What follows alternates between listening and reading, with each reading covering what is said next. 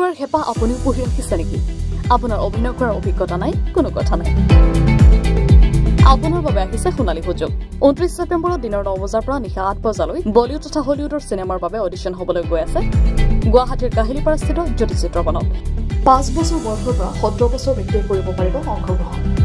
পঞ্জীয়ন হ'ব বিনামূলীয়া, নিৰ্দিষ্ট ৱেবছাইটত কৰিব পাৰিব আবেদন।